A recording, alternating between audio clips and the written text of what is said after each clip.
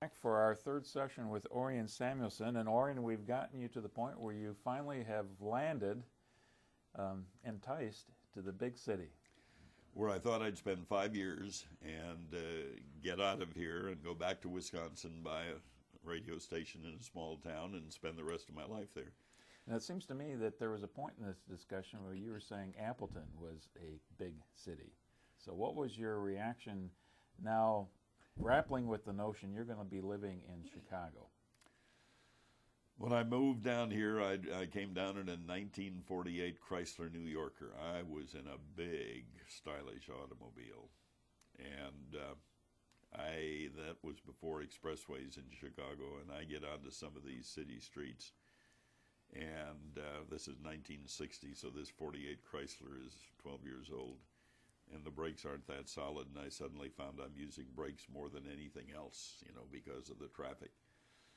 And it was a major adjustment from a lifestyle standpoint.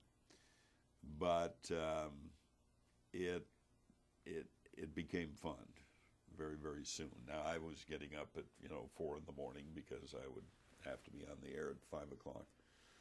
And I've done that all of my time here. I've been up, I now get up at 2:45 in the morning.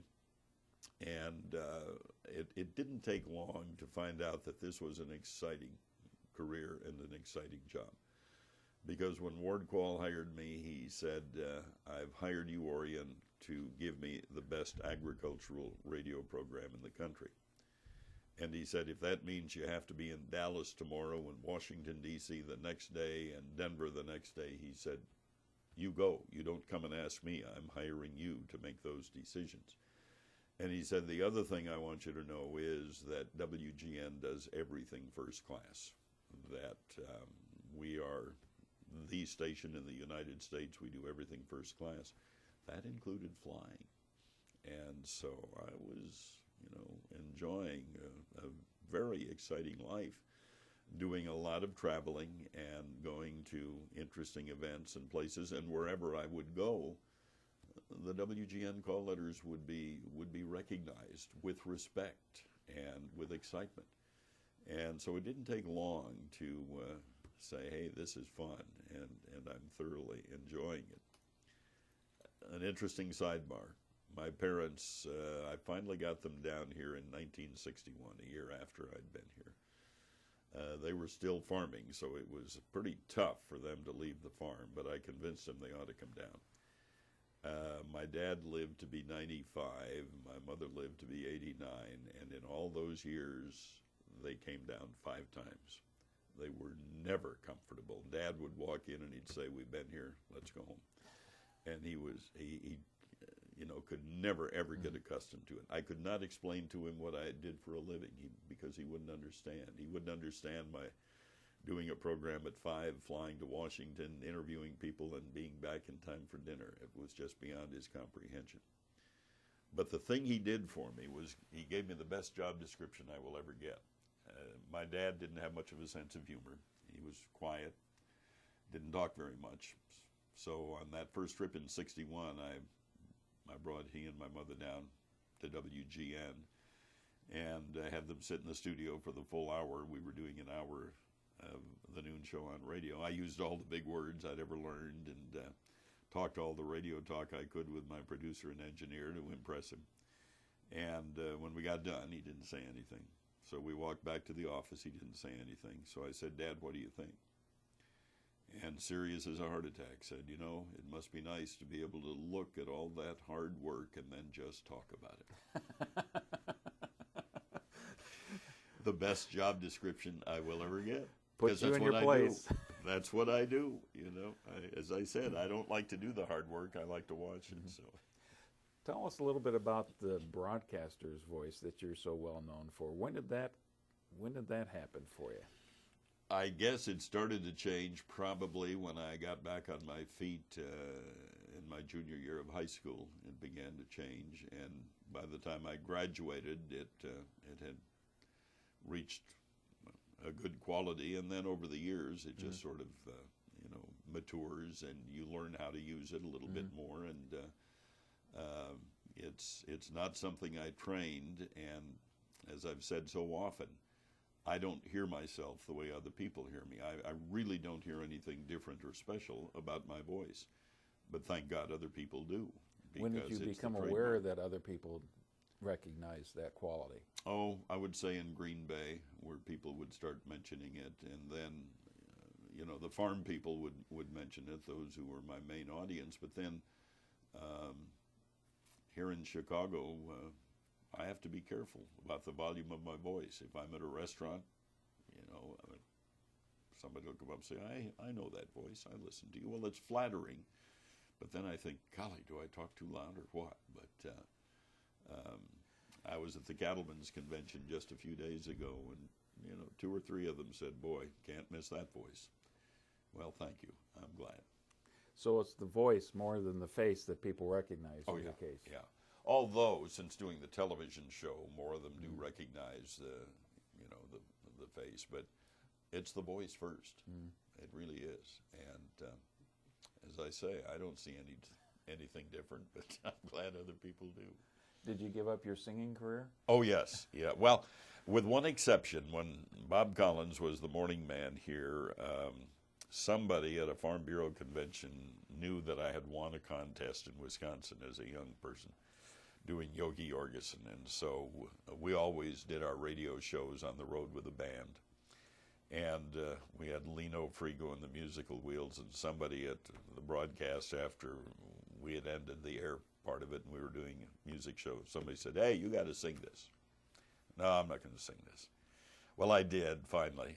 And, of course, they recorded it back here at the studios. And then the next thing, Uncle Bobby is playing it on the air. And then we're starting to get calls saying, gee, where can I get a copy of that? So we talked about it, and we worked with a band, and we went into a studio, and we recorded I Just Go Nuts at Christmas on one side, and the flip side of this 45 RPM record was Jingle Bells.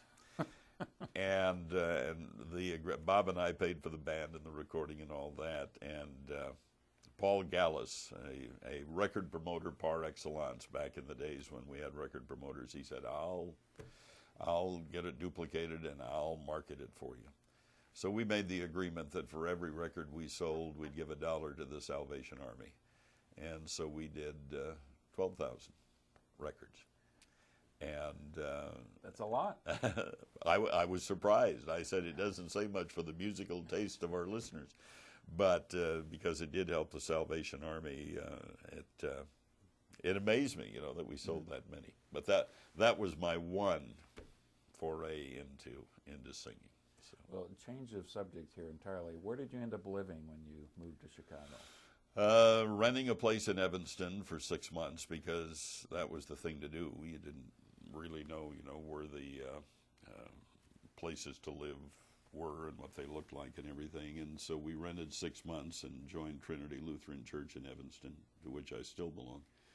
And then bought a house that cost twice as much as the new house I built in Green Bay, in Glenview, and then I've lived in various places ever since. And finally, 3 years ago, decided to move back to the country and moved out to Huntley, Illinois, which is halfway between Rockford and Chicago. So that's a 52-mile commute down to the tower every day. But at 3:30 in the morning, it's the 18-wheelers and me, and we get along just fine.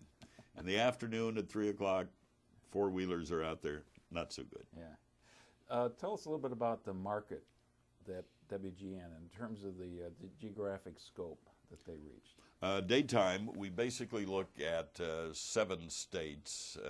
We look at Iowa, Wisconsin, Michigan, Indiana, Illinois, a little bit of Missouri and Minnesota. Nighttime, with the skywave signal at night, we can get into 25, 28 states. And when I came here in 1960, we were one of 25 clear channel radio stations in the country, which meant there was no other station on 720. We were the only one there.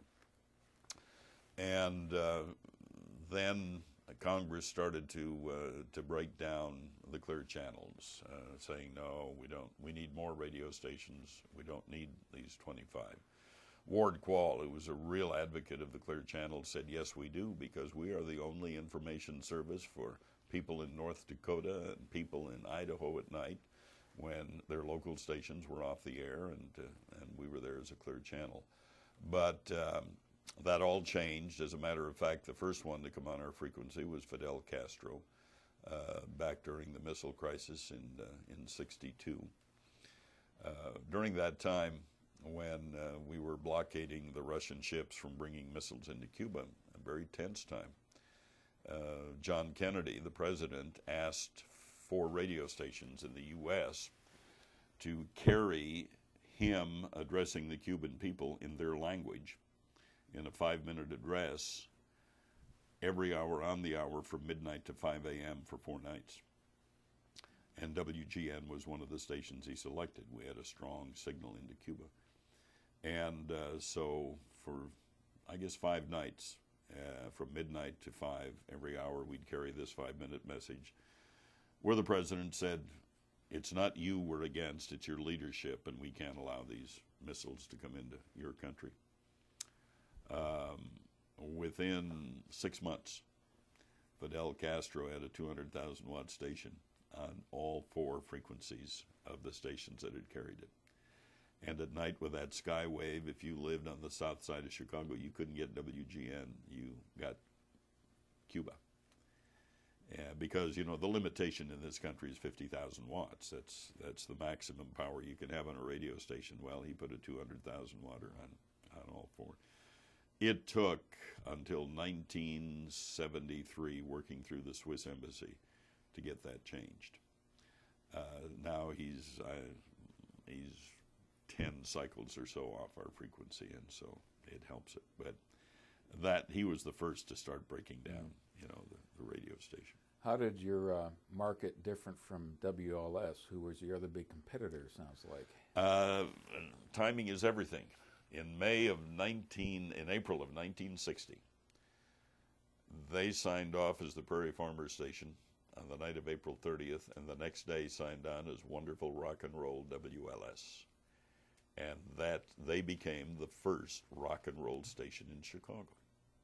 And overnight, they fired all of the musicians. You know, they had the barn dance, and they had a band on the morning show, and the people who were doing agriculture. They dropped them all, and they were no longer the Prairie Farmers Station. Just infuriated farmers across the country. So my timing was good, because it was in August of 1960, and when that happened, Ward Quall, who had been doing a farm program here at WGN, said, hey, now we're alone, so we're going to step up and really start doing it. And so they increased the broadcast here for an hour at noon and that sort of thing. And then I came on board in September of 1960. And I would guess, and you can speak volumes to this question, but I would guess that there are a few audiences that are more loyal than those farmers. I don't know of any audience that's more loyal, unless it's a Super Bowl winning football team. They're probably going to be more loyal to the broadcast, but day in and day out, because farmers depend on what we do. And when I came to Chicago, I felt my primary responsibility was to communicate to producers, weather, markets, and whatever else they needed to make their daily decisions. But over the years, I now feel that equally important is that I help the non-farm consumer in our audience, and that's the biggest part of our audience, understand what it takes to put food on their table. And so I have gone beyond being strictly a reporter. I've become an advocate for the people who produce livestock and crops and everything, and it's important. Because I hear from producers over and over again, thank God you're here doing what you do. And city people say, you know, without you, we wouldn't know why food prices are where they are, or we wouldn't know where the next county fair is going to be held, and all that sort of thing. So I see it now as almost an equal responsibility, talking to farmers, talking for farmers. Mm-hmm. When you first got here, was it strictly radio or both radio and TV? It was radio when I arrived, but within 2 years, Ward said, you know, we should be doing television on Channel 9. we should be doing agriculture on that. And so we started doing specials, an hour special, a 2-hour special that would take a lot of production work, and traveling with the camera crew to various parts of the country to get it. And then in '63, we started a daily show called Top of the Morning that ran from 6:30 to 7 in the morning, and that program went until we moved the radio station back down to the tower in 1986, and that's when Top of the Morning ended. So it had about from 64 to 86. We did 5 days a week, half an hour, and had a good audience. What was your schedule then on the radio in those early years? Early years, we do radio from 5 to 5:30. It was a show called Milking Time. And Farm news? Farm news, markets, weather, interview guests. And then we would do, when I came here, it was Country Fair, and it was 12 to 1, live band in the studio every day.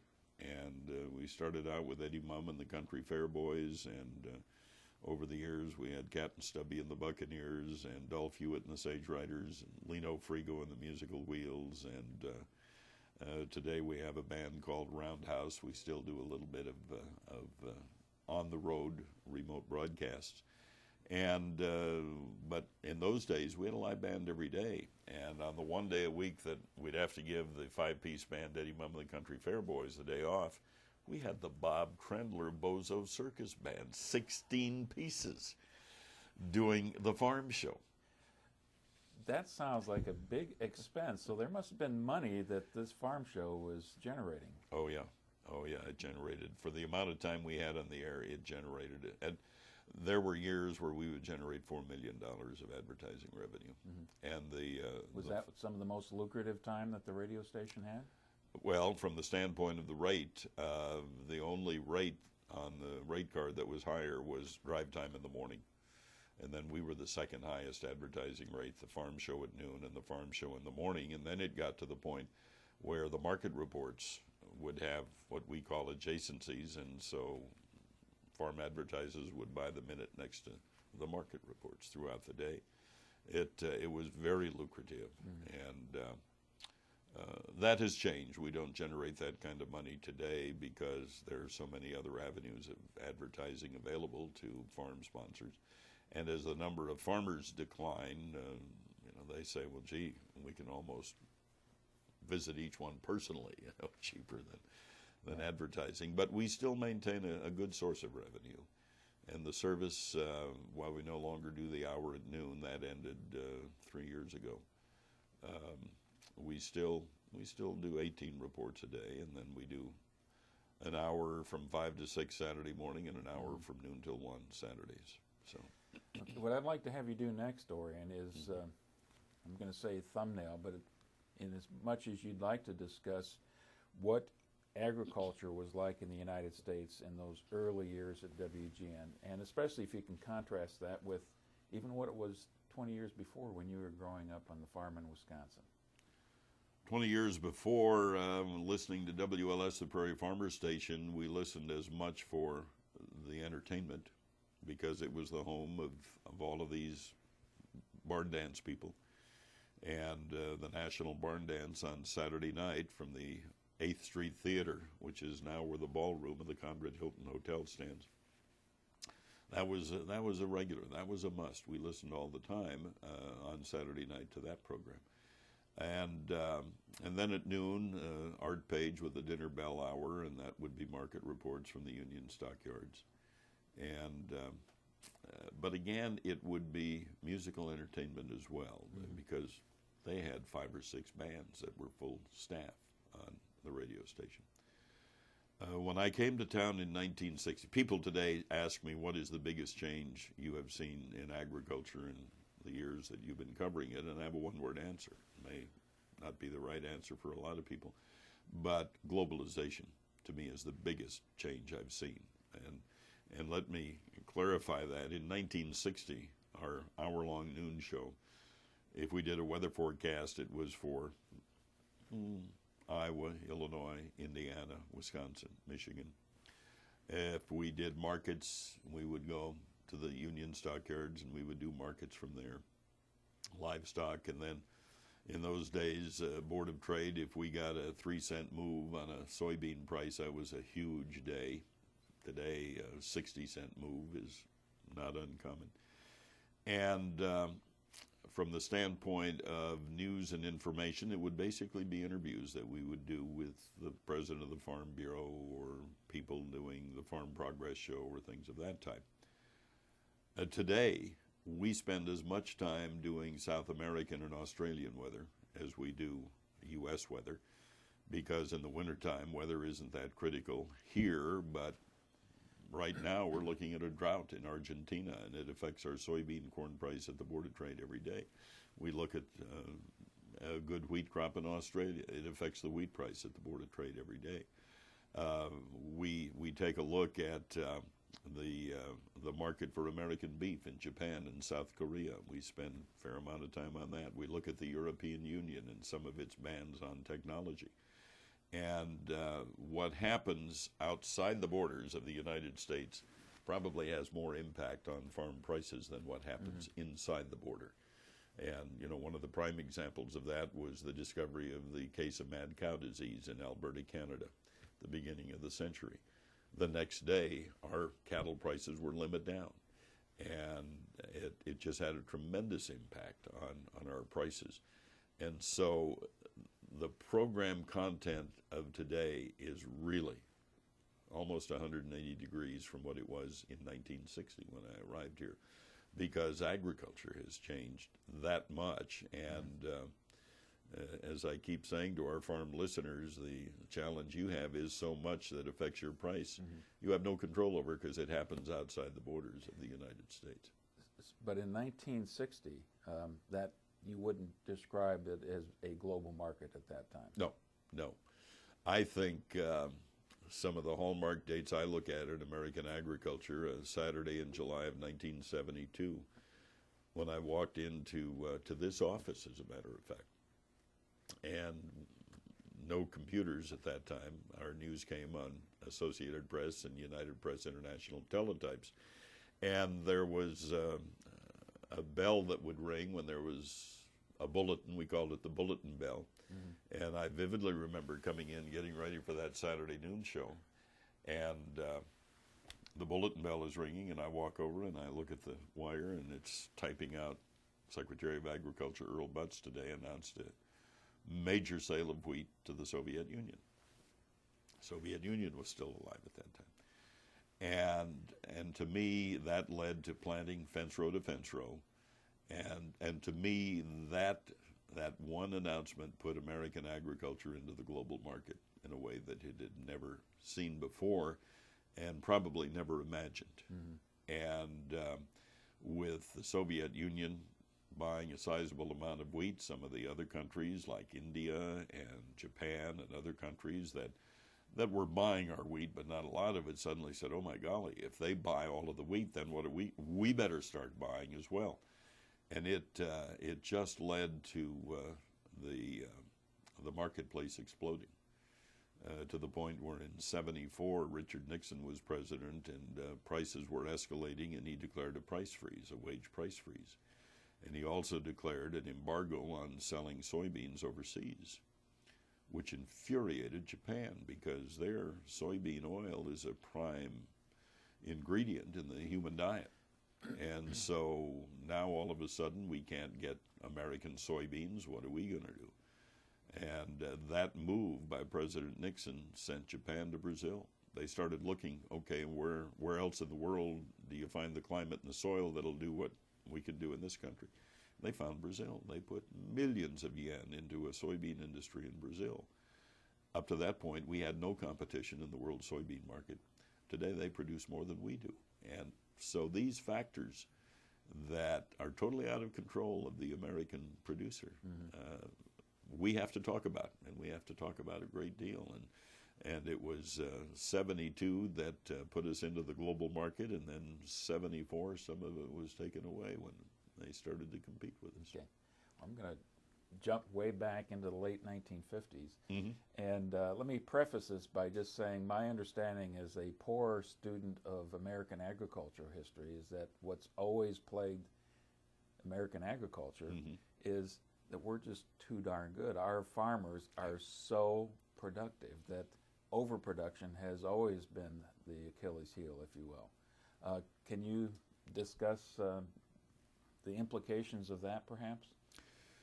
Yeah, that has been the dilemma, and we have exercised different ideas and different programs on how to overcome that problem. In the 50s, when Ezra Taft Benson was Secretary of Agriculture, Dwight Eisenhower was president, the Soil Bank came to life. Soil Bank was a place where you would put farm acres and get paid for placing those farm acres out of production into this soil bank. You'd have to plant grass or something on them to keep them from eroding. Was that 1958? That's the date I saw, at least. Yeah, I would guess it would. I know it was the second term of Dwight Eisenhower, and farm prices were historically low. And so Congress and the administration said, this is how we'll fix it. And so we had the soil bank. I suppose it helped a little bit, but what it did, it encouraged investors and city people to buy farmland, and as they say, put it in the soil bank, let the government pay for it. And that was one of the weaknesses and fallacies of that kind of a program. Well, I would guess that being a good farmer, say, okay, which of my acres do I put into the soil bank? Yep. And which acres did they put there? The least productive acres. And so the productive ones would stay in production, and it did not cut overall production as much as they had hoped, but it did cut production. And then over the years, we've gone through various programs to do that. We've had the PIC program, and we've had Conservation Reserve program, which takes fragile acres out of production, and farmers get paid for that. But I would say it was the Farm Bill of '96 where we began to change how government farm programs work, because there was a time when if you were going to get a subsidy, you had to grow corn, you had to grow wheat, you had to grow other specified crops in order to participate in the subsidy program. And you had to grow those crops whether there was a market or not.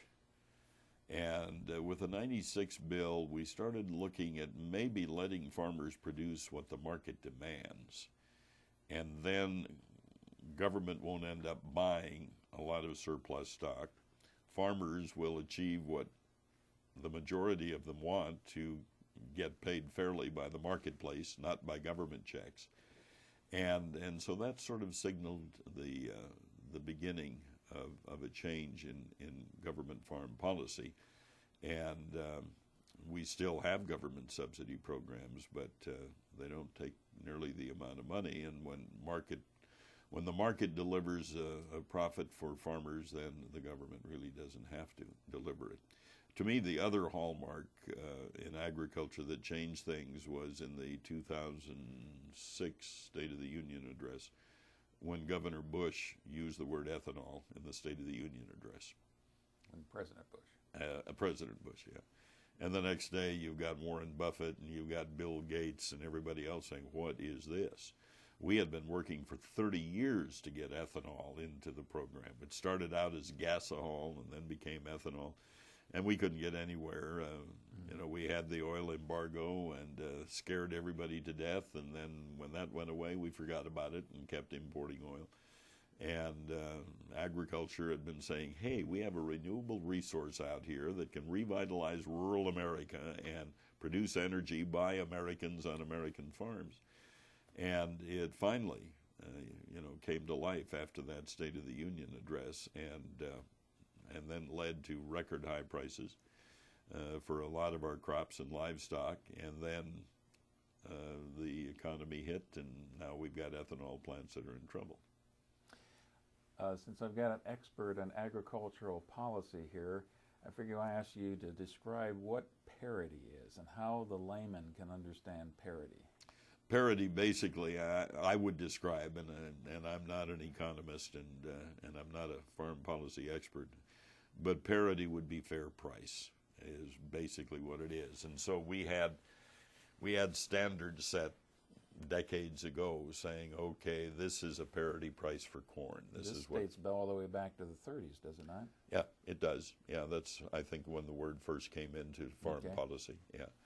And then we would update what parity should be. That would take into account the cost to produce a bushel of wheat, and then what parity would say would be a fair price to pay the cost and allow a little profit.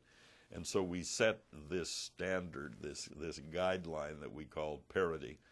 And so every year at the end of the year, we'd say, okay, well, this is parity, but my, look at this. The corn price is 50 cents a bushel below that. And so that formula would then sometimes be used by those in Congress who wrote farm policy, saying, you know, okay, if it's this much below parity, then we have to write a check to the farmer to bring it up to parity. And I guess that's the best way I can describe it. I would say what was determined to be a fair price. It would be a parity price. Okay. Yeah. How did you, in the position of being, would it be fair to say you quickly became the voice of agriculture in the Midwest, or one of the one of the voices? Yeah, okay. One of the voices.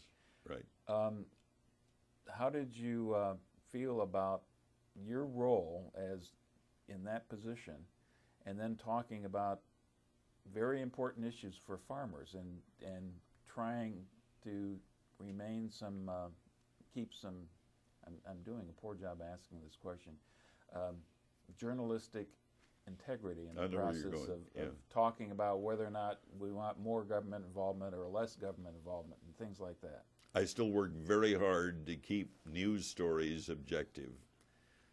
My personal opinion, bias, and prejudice I express in the feature called Samuelson Says. And I work very hard to keep my personal prejudices out of news stories when I'm reporting them. I basically let my interview guests do that if we're working on a story. For example, I just did a long interview with Charlie Stenholm, Texas congressman for 26 years, member of the House Ag Committee, who is no longer in Congress, but did an interview with him on a subject that I feel strongly about, which is the unwanted horse problem we have in this country now, because we can no longer slaughter horses for processing, for meat, for export, because there are people in other countries of the world who eat horse meat. And so when horses in this country were unwanted, or for whatever reason, they would sell those horses to a plant in Rochelle, Illinois, or 2 plants in Texas. They would be slaughtered under USDA guidelines, and then the meat would be shipped overseas. Well, PETA and the Humane Society of the United States says, oh my golly, you can't do that. You can't kill horses for food. And so the 3 plants have been closed. And so now horses that people can't afford to feed, or they don't want them anymore, or whatever, they turn them loose. And we have about 70,000 of these unwanted horses in this country, starving to death. And I've done an editorial or two saying, you know, this is wrong. PETA, you are condemning horses to a much worse death than a humane death in a slaughtering plant. And if people in France want to eat horse meat, then we should be able to supply them. And I've done the editorials. Well, my 5-minute interview with Charlie Stenholm, he really came on strong, saying, we've got to change this. We've got to change this because you're condemning horses to a terrible death. And the law is wrong. And so I let him do the editorializing. But I asked the questions. And yeah, you know, I have a strong prejudice on this. And so I'm sure I asked the questions in a way that would get the response that would share what I feel. But in Charlie's case, he feels even more strongly than I do about it. Well, taking it back to the 1960s, and one of the big issues that's always been there that we've already discussed is the amount of federal involvement in agriculture. I believe it was Charles Schumann who was a strong advocate to keep government out as much as possible. Absolutely, Charlie. He was from the American Farm Bureau Federation. He was a longtime president. He was from Sullivan, Illinois, and was the longtime president. And he was absolutely staunch in that stand. He would not change. Keep government out of agriculture and let us do what we do, and we'll handle our market. Put you on the spot. In the 60s, where were your personal thoughts on that issue? I tended to agree with Charlie. I really did. And watching Congress do what it does, I don't think they know how to run agriculture. I don't think they know how to run the banking business. And I would leave that to people who are in the industry. And in agriculture particularly, I just think farmers have a lot of common sense. I agreed with Charlie. But the Farmers Union, you correct me when I'm wrong here, but the Farmers Union, another National Farmers Union lobby organization, would say if you do that, then we get to this gross overproduction and we drive lots of farmers out. Yep, absolutely. And so the National Farmers Union is looked upon as a more democratic-oriented organization, Farm Bureau. Democratic with a big D? With a big D, and Farm Bureau Republican. And they've had that sort of separation over the years. And then we've added, the National Farmers Organization and the American Agriculture Movement that drove tractors to D.C., and the NFO that slaughtered hogs and dumped milk, to bring prices up and to gain national attention. I did not agree with any of those policies. It just built a terrible image for agriculture. And when you have hungry people and you see farmers dumping milk and killing pigs to the city people, that's very wrong. And in the long run, it hurts the image and understanding of agriculture. And I'm more conservative than liberal. Okay. Yeah. Well, again, to put you on the spot here a little bit, so you accept the reality that the small producers, the inefficient producers, are going to be driven out if you get government out of the business of farming a little bit more? It will happen, just as it happens in the automobile dealers and in the ma and pa corner grocery stores and the ma and pa corner drugstores. We pay them lip service, but when a big Walgreens opens up a block down the street, that's where we go. And in agriculture, it's a tough job, and it is more management-oriented today than production-oriented, really. You've got to be able to market and manage. And people say, well, the family farm is dying. No, family farm isn't dying, but it's changing a lot. The family farm that I grew up on, 200 acres, that enabled my sister and my mother and dad and me to live with adequate food and clothes and everything, that was sold to a neighbor in '64 who has since purchased 2 more farms adjoining. And we were milking 30 cows. They're milking 180 cows. It's supporting 2 families, but it's still a family farm. And that is the change that has happened over the years. Some people say big is bad. But with the cost of inputs and machinery and everything else, in order to get return on that cost, you've got to have more land to operate. I'm not getting into the moral argument if this is good or bad, but from the standpoint of the economic reality, that 200-acre farm that my mom and dad had, it wouldn't support a family today. Yeah. I want to take kind of a decade-by-decade approach in this one question in terms of, and we'll focus right now on the 1960s. What were the big changes you were seeing happening in agriculture in that decade? 60s were about as quiet a decade as I've seen. We were still living with the soil bank. We'd have our weather challenges, but mechanization had already occurred? Mechanization had already occurred, not to the extent that we're looking at today with the size of the combines and the planters and all that. But horses were pretty much gone from the agricultural scene.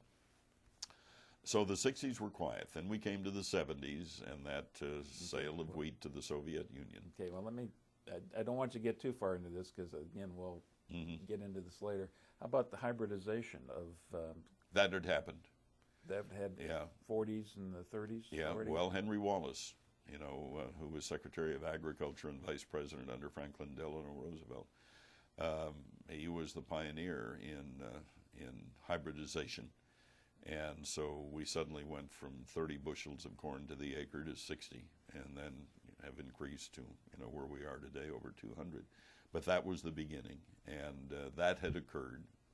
Tractors had replaced horses, and so from the standpoint of life on the farm, most of the farms were electrified by that time. And so it was a fairly quiet time in the 60s. I don't remember any major news issues that we had to deal with.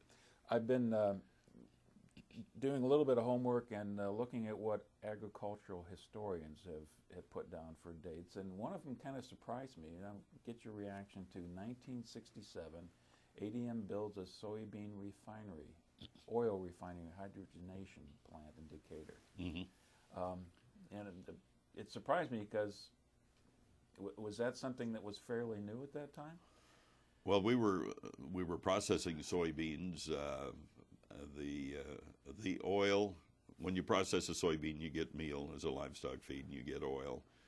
That at that time primarily was an ingredient in paint and industrial uses. But this hydrogenated plant now made it a cooking oil.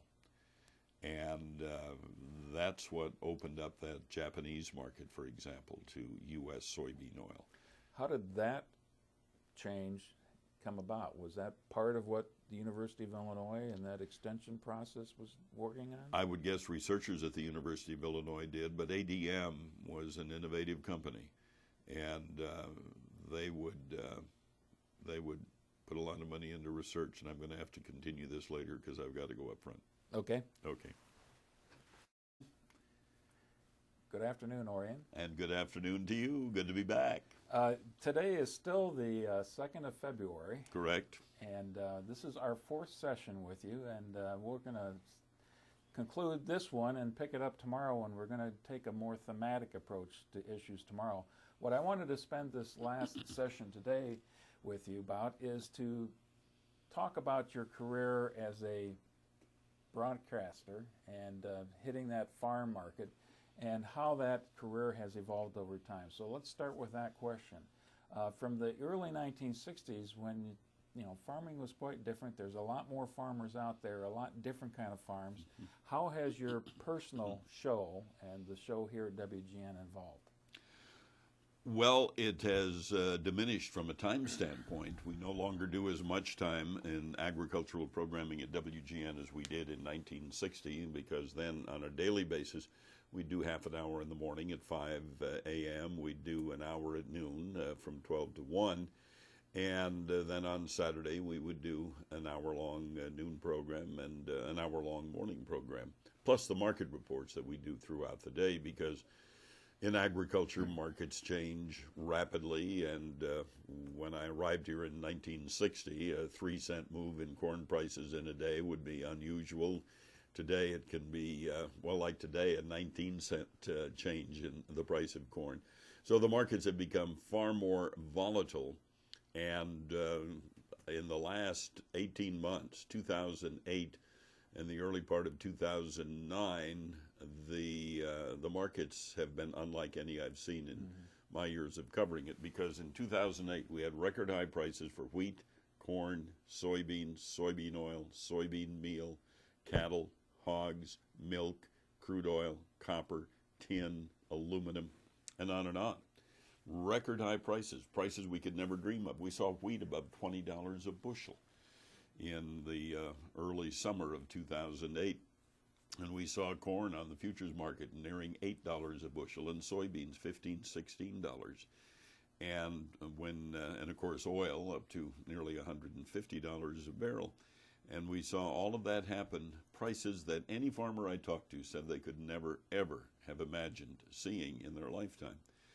And then in the 3 months or so, starting in late July, we saw the biggest, fastest drop in prices when wheat prices dropped down to $7 a bushel, and when soybeans dropped down to $9 and corn dropped below $3 in a relatively short period of time. But because of that, and with that, oil went from $147 down to the low 30s per barrel at one time. People just couldn't imagine that happening when they were up at $147. And so the change in volatility and the impact on countries outside the border of the United States is just a huge contributor to the volatility. And something else we have to remember from the standpoint of agriculture, every once in a while a listener will write and say, if we stopped exporting the agricultural products to other countries, our food would cost a lot less.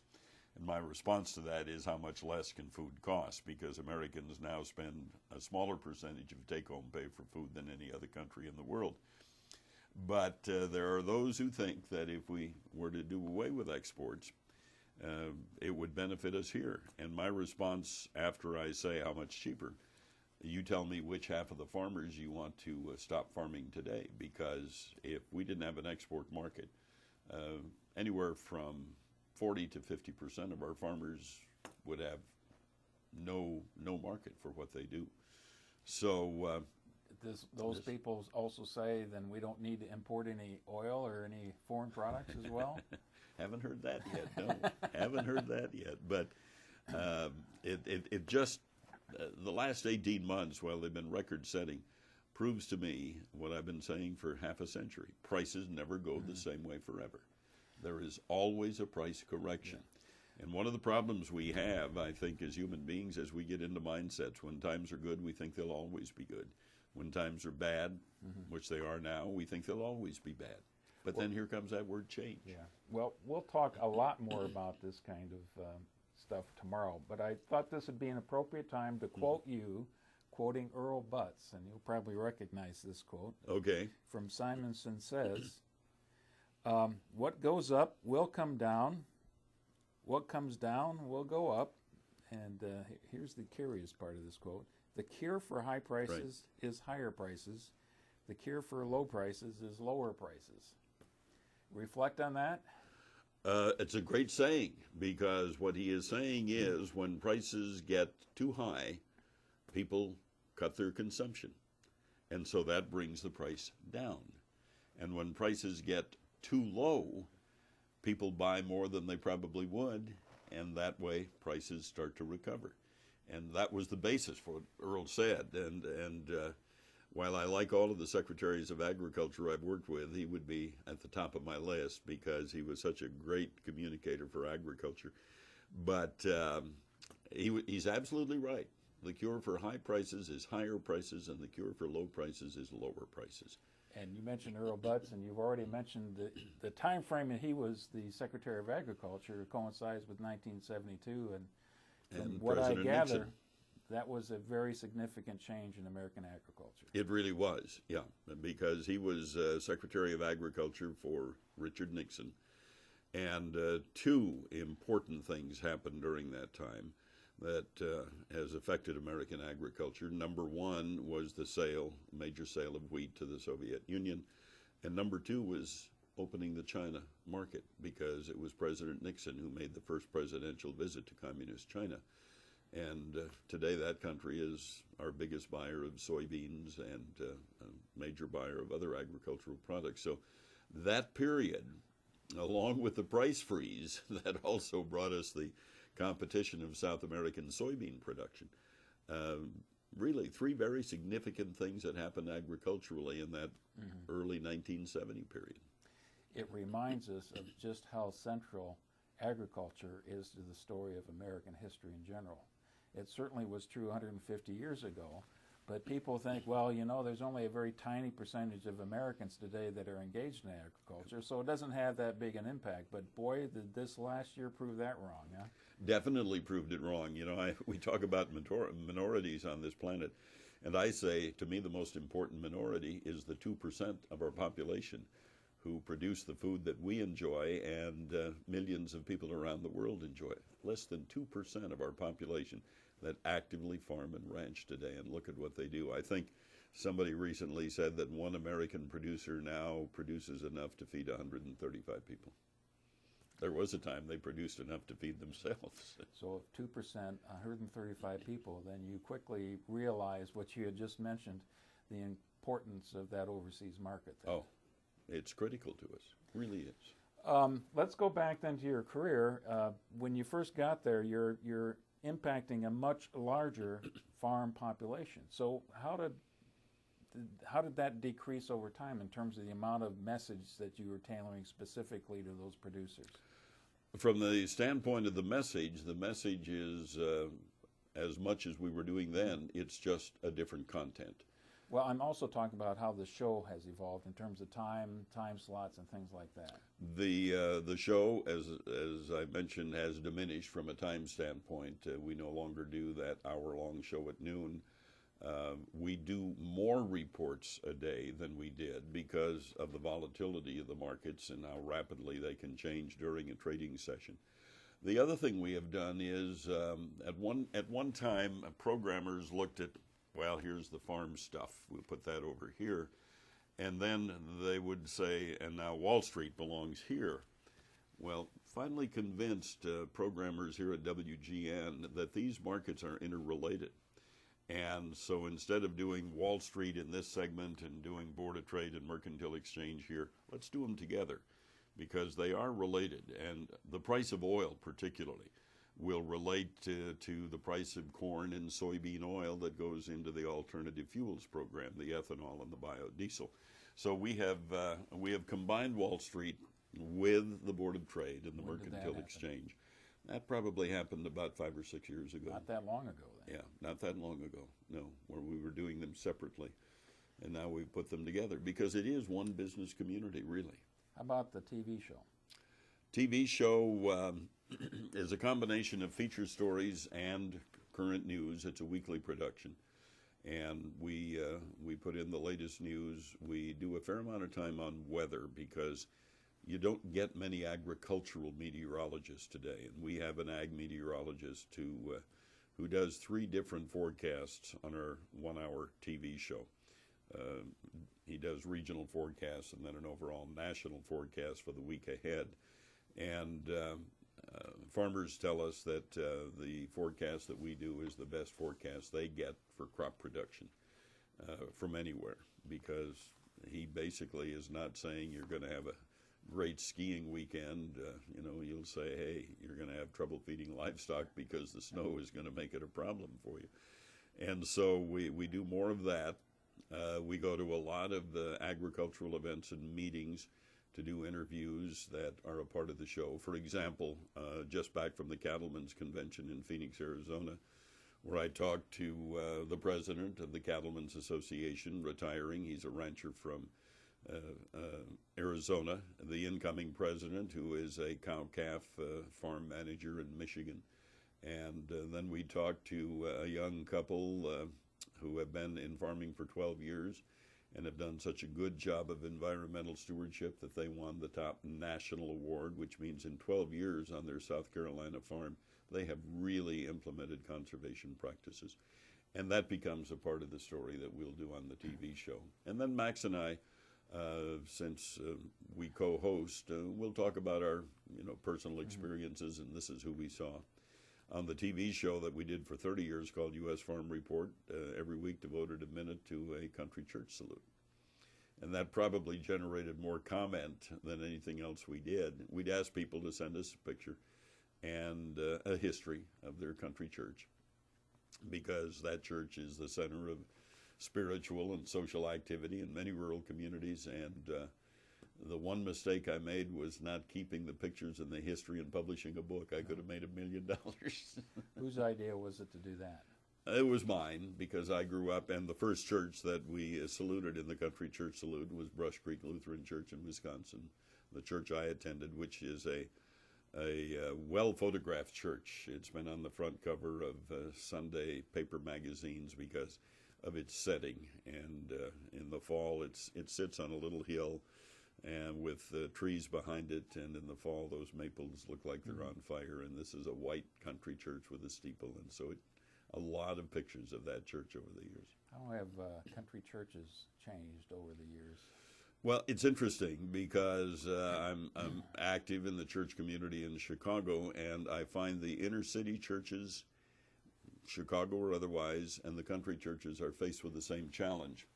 The younger members who come into income earning status, if they're in an inner city church, they move to the suburbs. If they're in a rural church, they move to the city, leaving the older members to try to maintain some magnificent structures in the city or in the country that were built when the membership was much larger than it is today.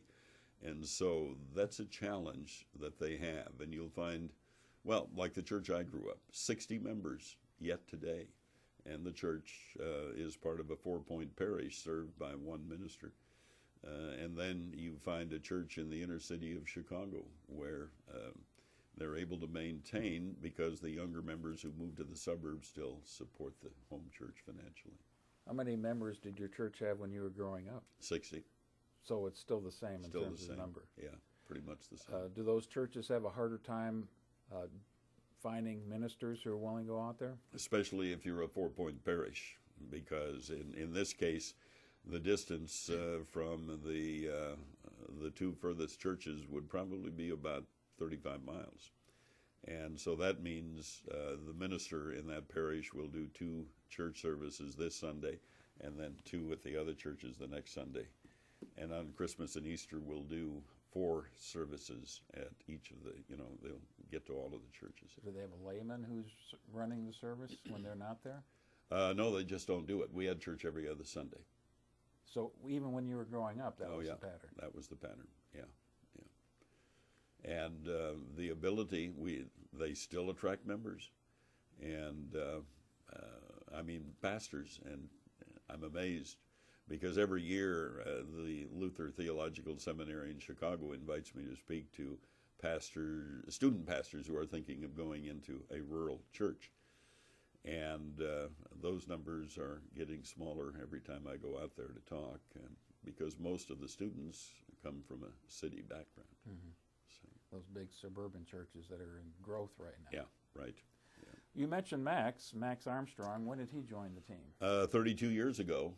He's a farm boy from southern Indiana, went to Purdue University, still has a farm in southern Indiana. His folks passed away in the last 2 years.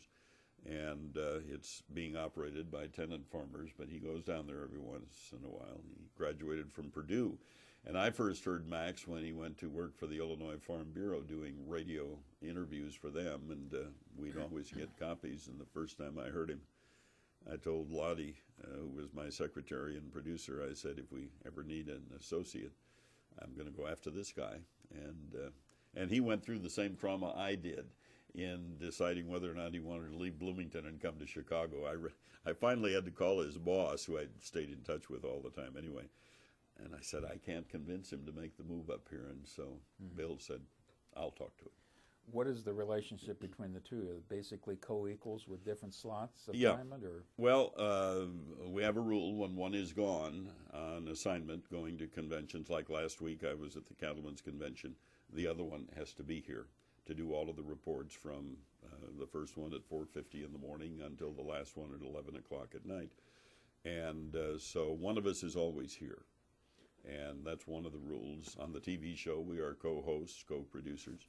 And when we're both here in the office on the day of, like today, where we have the 18 reports, we'll take turns. He may do 3 or 4 of them at a time, and then I'll do the others. And so it's a cooperative venture. We get along very well, and we come up with program ideas and feature ideas, and we run them, by each other, and we get them covered. What's the last of the farmer market reports that the two of you do then for the day? For the day at 11 o'clock at night. The last live one is at 3:30 in the afternoon. By then all of the markets have closed. Wall Street is closed, and the board and the Merc are closed. So then we record 4:30, 5:30, 6:30, and 11. So 3:30 will be the last live one that we do. Okay. I'd like to move now on to something you've talked about quite a bit already, and that's the extensive travel, and that surprises me. But I know you're dying to talk about your foreign overseas travel, but I want to start with your domestic travel first. Right. And what's the rationale for going out to Washington, D.C. so much and some of these other places? It sounds to me like, I don't want to put words in your mouth, but it starts with doing interviews, but has that evolved over time so that there are other rationales as well for doing this? Interviews still the number one reason for doing that, and when you do television you have to sit down across from the person that you're talking to, and so you don't do that by telephone. Radio we can do by telephone, and frequently do when we need a quick comment from the Secretary of Agriculture on a breaking story. But I'll be going to Washington early in March.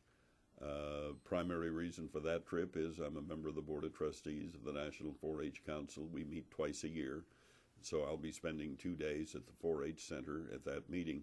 But at the same time, when I'm not in sessions there, I'll be interviewing some of the members of the House Agriculture Committee on where we stand in implementing the Farm Bill. And if the new Secretary of Agriculture is available, I would do some, because there's always new news every day from the Secretary's standpoint. Then I'll go back a week later to Washington, where I'll MC the Agriculture Day luncheon and dinner. It's a day when Washington pays tribute to the agricultural industry with recognition, the National Press Club lunch, and FFA members, officers are there as part of it, and I'll MC the two events. How much are you an advocate then for agriculture?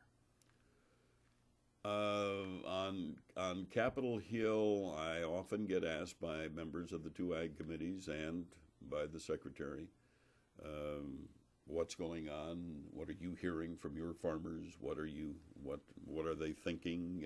What seems to be the mood? In the case of Secretary of Agriculture Mike Johans, who was the Secretary a couple of years ago, he's now been elected to the Senate from Nebraska. But he liked to use television, and the RFD TV network based in Nashville that carries our weekly television show. RFD? RFD TV. Okay. It's an all-rural channel, and it's about 7 years old and has become a very popular channel. It's available on the small dish, DirecTV. What do the letters stand for? Well, RFD was, rural free delivery at one Okay. time, and so that's why that's why they have used that.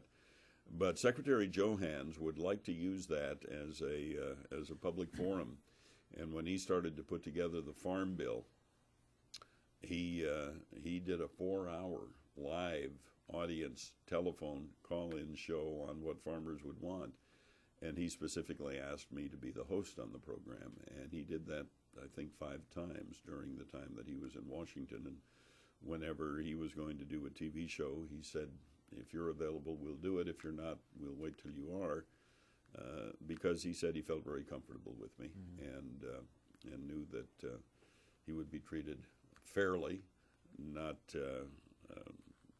special, but that he'd be treated fairly in the questions and that sort of thing. So then I've done 4 trade missions with Secretaries of Agriculture, where I've been invited to go as a media observer.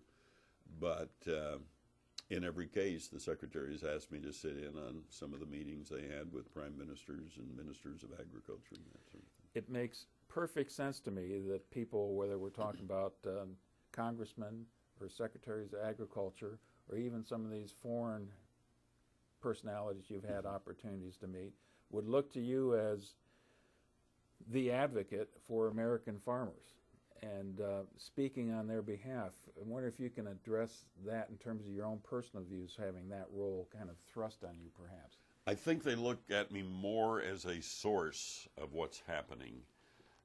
And, of course, that gets me into interpretation, and, that gets me into probably a biased or prejudiced reporting. But that's basically the way they approach it. What are your farmers, what are your listeners, farmers and ranchers, telling you when they correspond with you or when they talk to you at farm meetings? And so I would say I'm more of a source for that kind of information to help a secretary or a House Agriculture Committee member information that would help make up a policy question or that sort of thing. And then, there are some advocacy issues that, on the unwanted horse situation, for example, I'm not bashful in going up on the hill and telling people that PETA is wrong and that you got to be careful what you wish for sometime. Mm-hmm. Well, let's turn the tables a little bit then. You're in that role of oftentimes being asked to speak on behalf of farmers of the United States. Right. What's your relationship with them? What are you hearing from them, and how do you hear that? Basically, that's a very important part of our going to meetings, because while my time at the Cattlemen's Convention was 3 days, I probably spent a total of half a day doing interviews throughout that 3-day session. The rest of the time, I'm sitting in, listening to some of their policy discussions. in the hallway, talking to them and finding out what they think.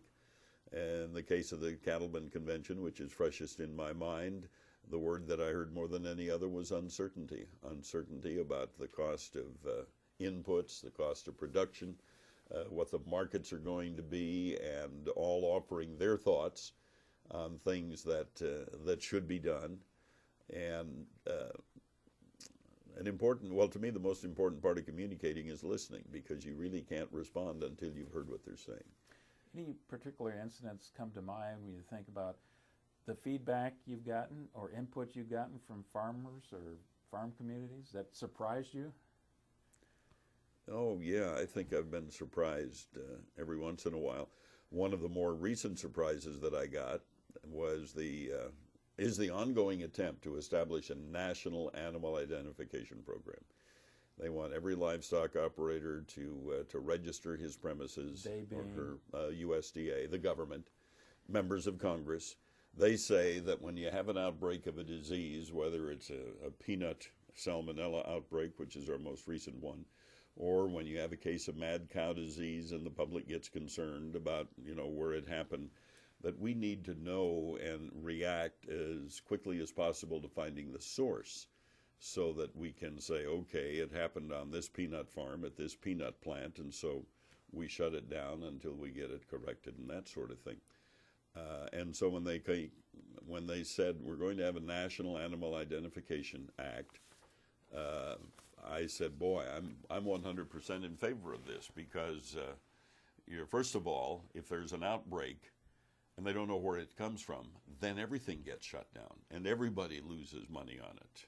If there's a mad cow disease outbreak and they have no idea where that cow has been and how many other cows might be infected, so you shut down the whole thing until you find it. Whereas if you had animal ID, you could go right to that source and say, okay, it came from this ranch in Montana. That's the only place this animal has been. That's where it's from. Well, the reaction from producers was anger. It is an emotional response. And anger directed at you? At the idea, and then anger at me because I said I'm in favor of this. And they said, well, you're part of corporate America. You want to know where we are so that we can be taxed more and all that sort of thing. And you want Big Brother to watch us so that we're under control and all that. I said, no, that's not the reason I want it. I think it'll benefit all of us. But that's probably the most recent one that surprised me with the emotion. It was not nice. Now, I also heard from a lot of people who said, you're absolutely right. It will benefit all of us if we can find it. And it's not something unusual. If you are a producer for Gerber baby foods, you have a contract that says every acre of carrots that you grow for Gerber's baby food, you keep a total record. What day you planted it, what you put on that ground, everything, so that if there is a contamination issue in Gerber's baby food, they can come right back to the very field and immediately get the thing corrected. So it's not something that's new to agriculture, but boy, the livestock people didn't like it and don't like it. We haven't gotten it done yet. Do you recall any other instances where you got crossways with your listening public? Oh, I guess, I'd have to go back to try to remember some, because it has happened every once in a while. It'll happen where they'll, in their emails, question my relationship to my mother and all that sort of thing, and get pretty strong on their comments on how wrong I am. Well, on the horse issue, there are those, the PETA people will let me know. And so, yeah, there are other instances.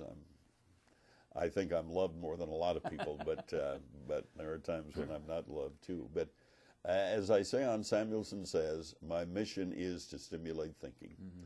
You don't have to agree with me. I don't expect that. As a matter of fact, I wouldn't agree with editorial people always, but if I can get you to thinking about it and stimulating thought, then maybe that leads to discussion. And that could take us to a solution that would be agreeable. How long have you been doing Samuelson Says? I think about 30 years. And what's the purpose of that?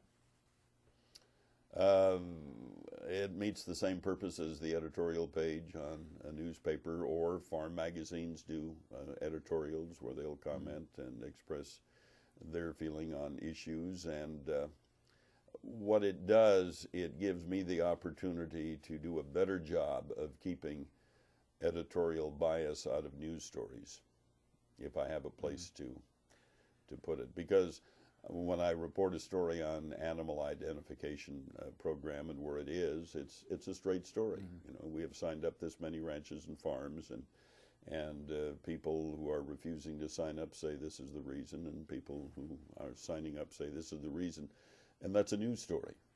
But when I say I think we ought to do it, then that's an editorial. So that helps me separate. I've seen this in written format, but is this also broadcast as well?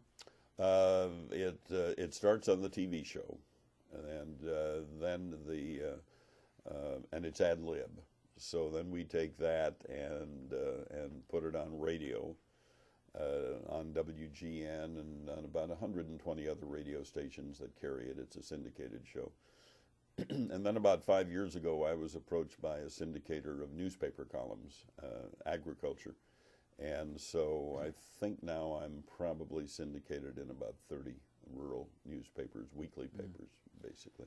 And some of the other news media, you'll find that there are journalists, there are commentators, and there the twain shall meet. And it seems that you're crossing that boundary. Is there any?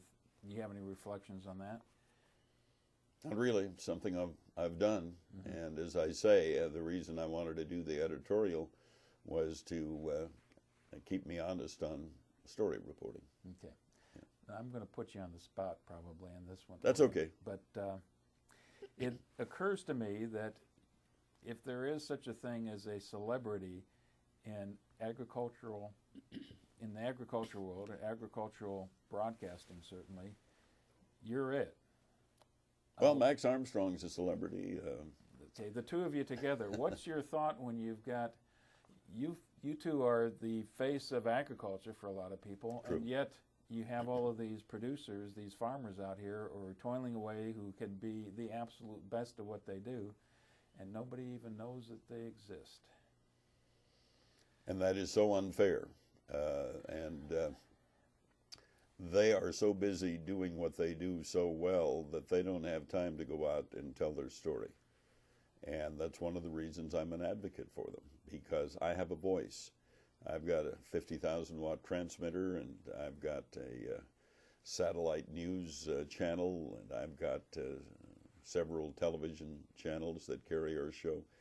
And I have a voice that they don't have. And I guess if they were 50% of the population, I probably wouldn't be as enamored with the idea that somebody needs to be an advocate for what they do. But when they're 2%,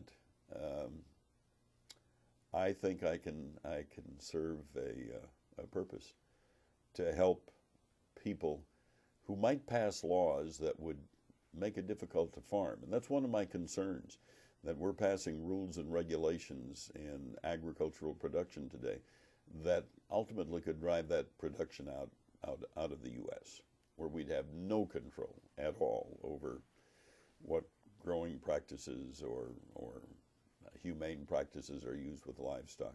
And that's one of my concerns, and that's why I try to explain to the non-farm audience why we do what we do in agriculture, and the fact that farmers are very careful. That's why I love doing the Environmental Stewardship Award winners, because those are real positive stories about what these families do in the way of conservation, in the way of no tillage, in the way of wildlife habitat, and all of the other things they do that nobody knows about if we don't have a television show to share the interview with them and scenes of what they do on their farm. There's no other show out there like us. And so I'm an advocate. You mentioned a couple of things here, so let's go back to your relationship with politicians, and I'm thinking especially presidents. How many presidents have you met in your career?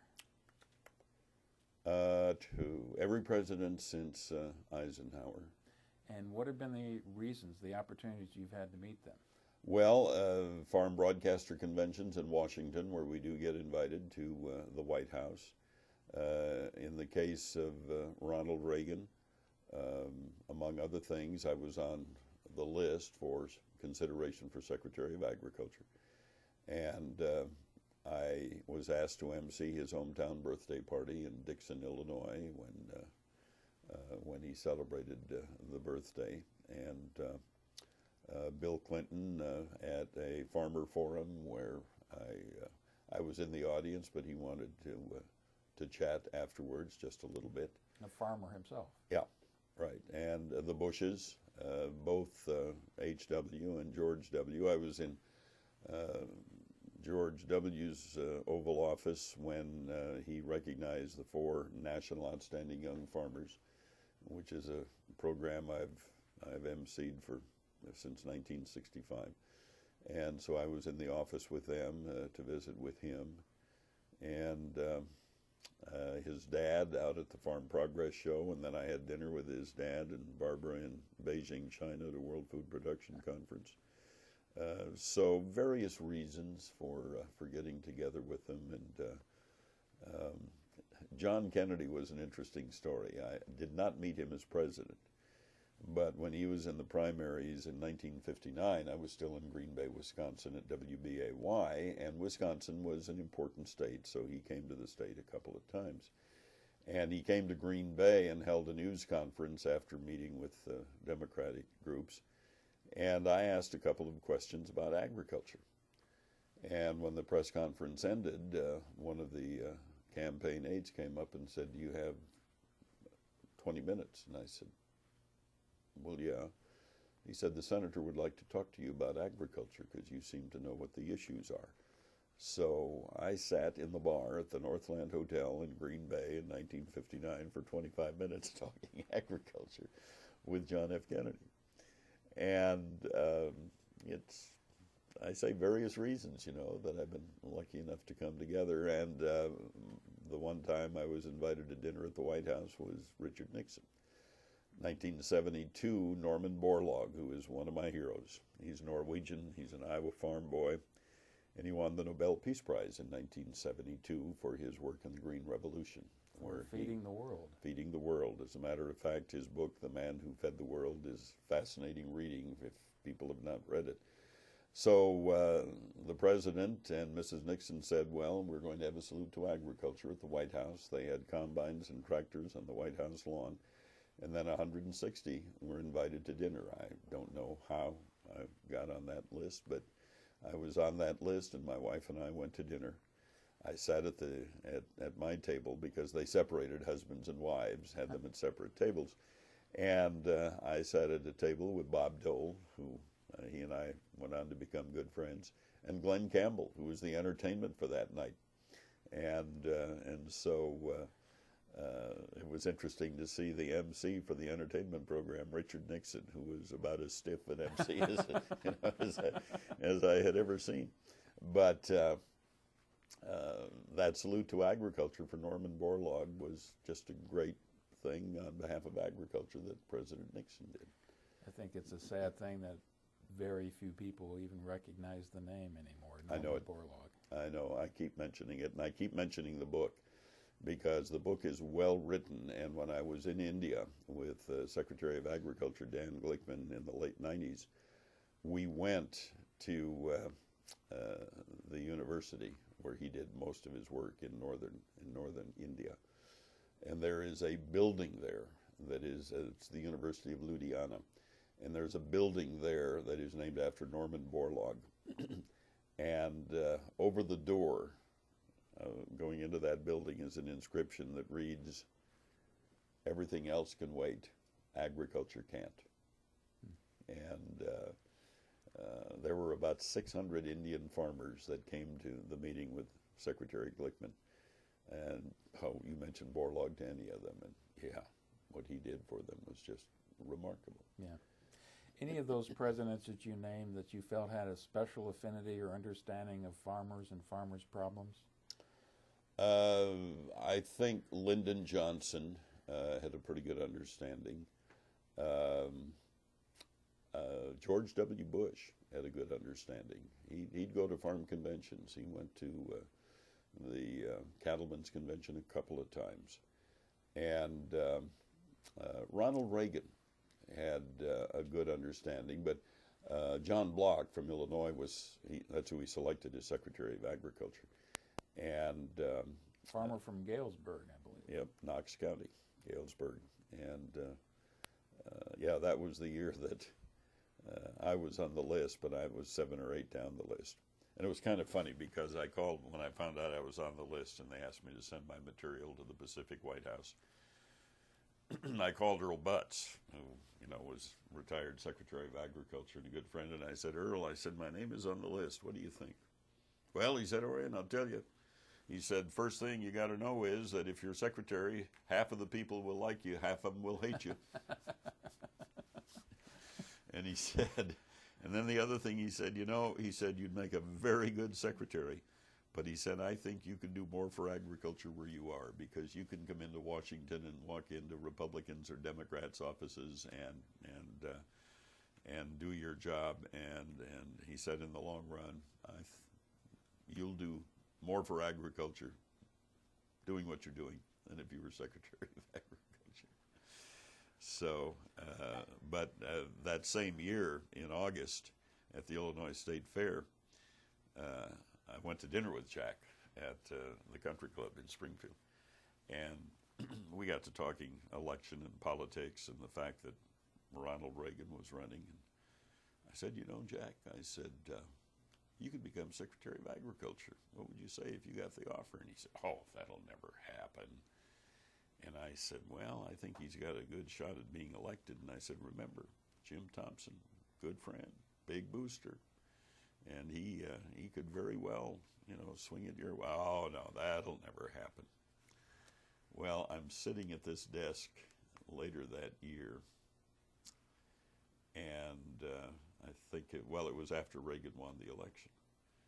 And the phone rings, and I pick up the phone, and he said, Orion, this is Bob. Okay, I know a lot of Bobs. And I said, Bob. He said, yeah, Bob Dole.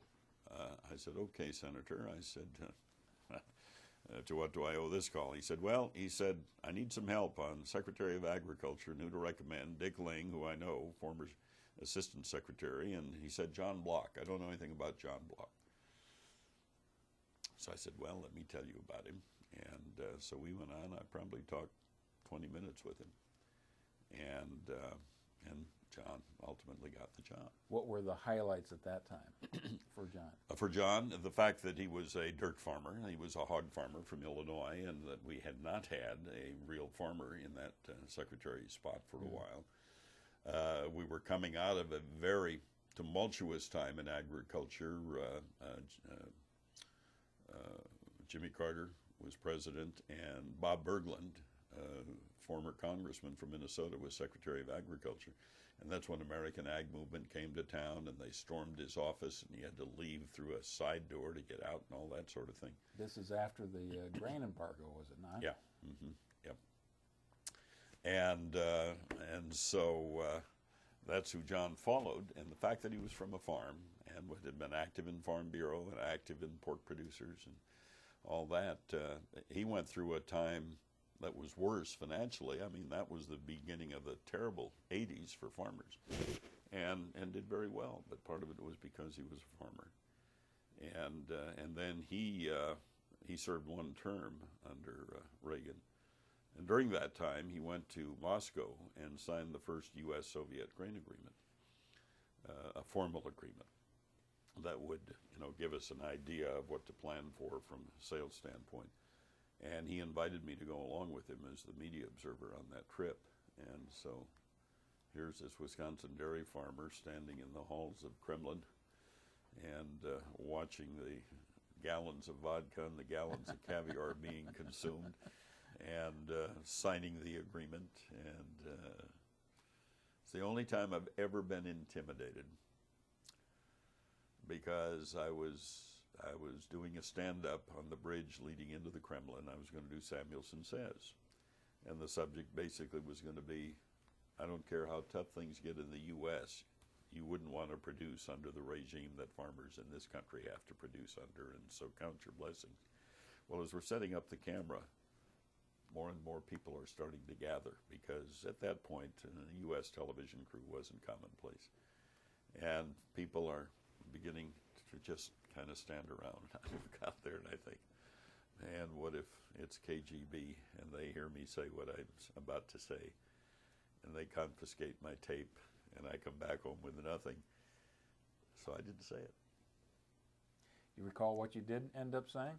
I just said something about it's a grain agreement that's important to the United States. When I got back, I did say what I was thinking then, but you know, I really argued with myself. Should I be that intimidated? And yet, if I come back with no tape, then the whole trip is lost, really. And so I took the safe route. Was that your first overseas trip? Oh, no. My first overseas trip, well, prior to that, I guess my first overseas trip was to some of the Iron Curtain countries, along with Scandinavia, as part of the American Soybean Association tour. And we visited several countries that were potential markets for U.S. soybeans, and a fairly large group. There were probably 40 soybean farmers and their wives on the trip. And that was the first major trip I'd taken. But in '72, again, Earl Butz invited me to go along on a 30-day trade mission, where we had our own Air Force 707, and we flew to Honolulu and Guam, and the Vietnam War was on, so we had to fly around Vietnam and land at Bangkok, and then we went from Bangkok to Manila, Manila to Taipei, Taipei to Seoul, Korea, Seoul to Tokyo, and then a brief stop in Hawaii on the way back. It was a full 30 days. And what an eye-opener that was. First of all, on how a cabinet officer travels and the protocol, the political, diplomatic protocol, and then the agriculture that we saw that I would never have had the chance to see without being with a cabinet officer. What struck you about the agriculture that you're seeing in all these countries? Because you're seeing a variety of different levels of economic development. Yeah. Well, first of all, overall, it was just archaic compared to what we had in this country. You know, you'd see a rice farmer in the Philippines with an acre and a half, and then you'd get to Tokyo, where you'd see a wheat farmer with maybe 22 acres or 30 acres, but much more progressive agriculture mechanically and that sort of thing. But even so, they were very heavily subsidized, were they not? Oh, yeah. And, you know, they're the size of California, a population of 123 million people, and as was pointed out then, and is still the case, 85% of their food supply was on ships heading for Japan. Now, that puts you in a pretty, you know, you could almost see why they started World War II, because they really are vulnerable to people who can control food supply, fuel supply, and raw materials supply. Well, it was scrap metal and oil, and both of those are kind of essential to shipbuilding industries as well. Doggone right they are. But it was, you know, that early in my career, it was an absolutely fascinating trip. And then in '78, I went to China for the first time with an Illinois delegation appointed by Governor Thompson. And the purpose for that trip? To let them know we hadn't normalized relations at that point, but Governor Thompson, he just had a feeling that with Nixon going to China and opening up China, that they would become a buyer. And so he wanted them to know that, by golly, Illinois had what they needed. What was it in particular that, was it soybeans, was it meat products? Basically soybeans, corn, and wheat on that trip, although we did take a purebred boar along with us, and which was a story unto itself, getting through Tokyo and Shanghai airports. But we gave that purebred registered boar to the Chinese land-grant university to enhance their breeding program, and we named him Big Jim. And he died in 6 months because they had a cat disease in China transmissible to hogs that we had no immunity for in this country. But that's a whole other story, and I'm going to have to go. Okay.